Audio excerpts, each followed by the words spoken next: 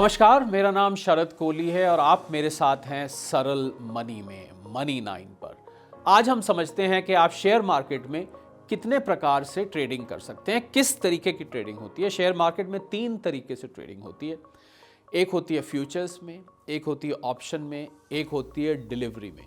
जो पहली दो मैंने बताई, फ्यूचर्स और ऑप्शन, उसको बोलते हैं वायदा बाजार, उसको डेरिवेटिव्स भी बोलते हैं, वह हिंदी में हम बोलते हैं वायदा बाजार। वायदा बाजार का मतलब है कि आप वायदा करते हैं कि मैं इस प्राइस पर इस शेयर को बेचूंगा या खरीदूंगा। आप डिसाइड करते हैं एक प्राइस जो कि फिक्स होती है।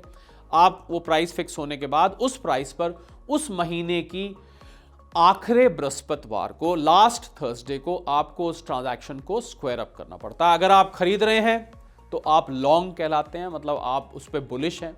अगर आप बेच रहे हैं तो उसको हम शॉर्ट कहते हैं, मतलब आप उस शेयर पर बेयरिश हैं। इन दोनों को मिला के वायदा बाजार बनता है।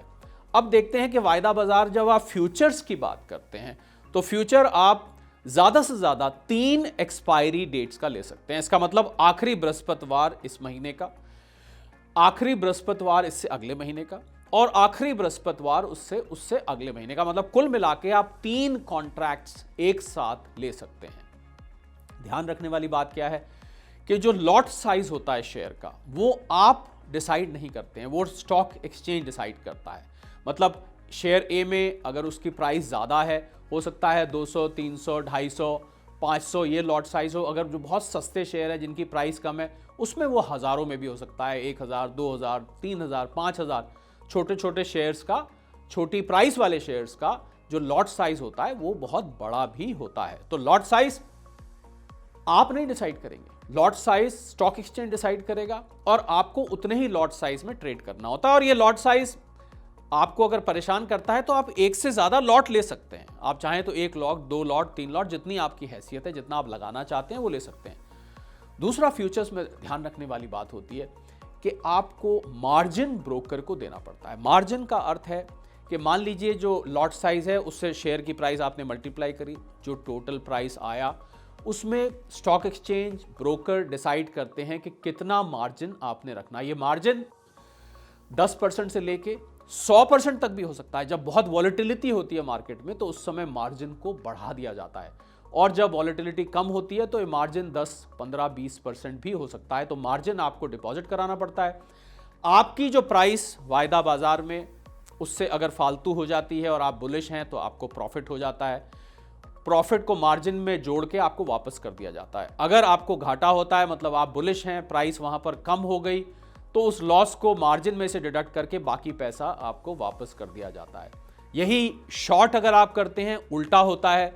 अगर प्राइस स्टॉक की गिर जाती है आपको फायदा हो जाता है, अगर प्राइस स्टॉक की बढ़ जाती है आपको नुकसान हो जाता है। कहने का मतलब यह है कि फ्यूचर में एक प्रकार का स्पेकुलेशन है, उसमें स्पेकुलेटिव मार्केट के अंदर आता है, डेरिवेटिव्स के अंदर आता है।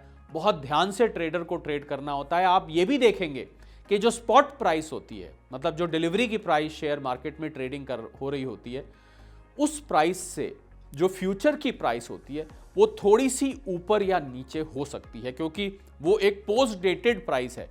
तो ये आपको अगर प्राइस में फर्क दिखे तो आप चौंक ना जाए कि एक ही शेयर की 2 प्राइस कैसे चल रही हैं। फ्यूचर में प्राइस अलग होती है। कुल मिला के हम देखें तो फ्यूचर वायदा बाजार का हिस्सा है।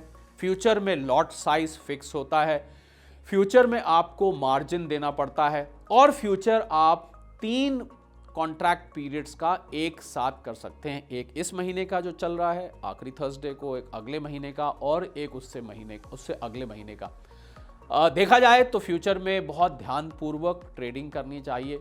बहुत अट्रैक्टिव लगता है क्योंकि कम पैसे देके आप ज़्यादा शेयर्स ले पाते हैं, पर जितना अट्रैक्टिव लगता है उतना ही उसमें प्रॉफिट या लॉस होने का भी डर रहता है। तो बहुत सोच समझकर किसी जानकार की सलाह में पूरी एनालिसिस के बाद फ्यूचर्स में ट्रेडिंग करनी चाहिए। बहुत ज़्यादा फ्यूचर्स की तरफ बिना सोचे समझे नहीं जाना चाहिए। आपका कोई प्रश्न हो तो आप सरल मनी में मनी 9 पर पूछ सकते हैं।